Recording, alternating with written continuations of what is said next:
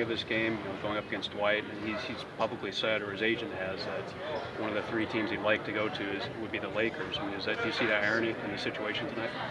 I can see where people would look at it and kind of try to get into his head and everybody else's head to figure out what's going on. But I got a ton more to worry about, so I try not to think about that and try to figure out how we're going to get a win tonight.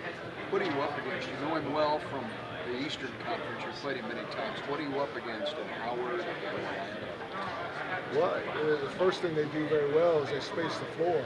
And they space the floor with great shooters. And they play 4 out, 1 in, whether it's a pick and roll situation or a post situation. It's basically the same concept. The ball goes into Howard in the post. You have to double team him a lot of times because he's hard to handle one-on-one. The double team comes, he kicks out to open 3-point shooters. They play pick and roll, he sets a screen. You've got a hedge or help slow the ball down a little bit, or people will be turning the corner on you all game. You get tags on the weak side to help with Howard's roll, and whoever's handling the ball, they find open shooters and they shoot threes. So their identity is roughly the same, whether it's a post-up game or a pick and roll game. And it's tough to deal with because of how dynamic he is around the basket. Bynum's had some success offensively against Howard in the past. Obviously, he's a guy who's looking forward to the matchup as well. Do you embrace him, looking forward to that challenge, and maybe, call some sets for him and see where he is with that? No, he should. I mean, anytime you can go up against a center like Dwight and, you're trying to get to the level that he is, you should embrace that if you're a competitor. But having said that, I mean, whether he was going against Dwight or anybody else, I'm still going to call Bynum's number so he can try to go score.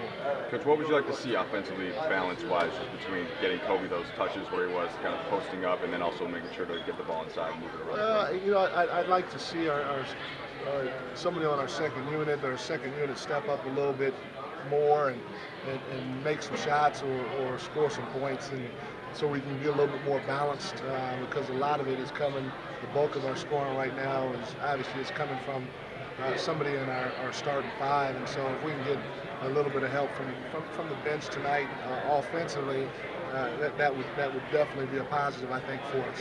Where are you with your offense? We heard coming out of Miami, it's still a transition from the old triangle. What are you putting in as we see it for the first time? It's going to take a while for even the caliber of these players.